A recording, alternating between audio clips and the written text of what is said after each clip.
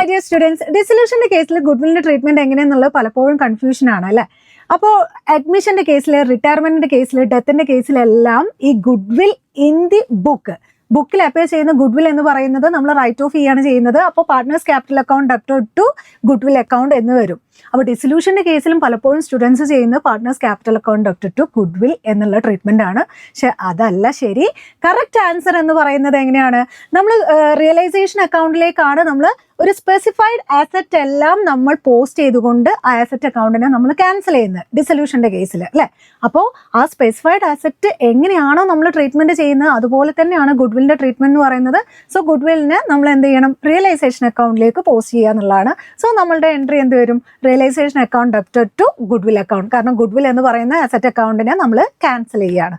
Okay, ഇനി confusion വരില്ലല്ലോ. Thank you.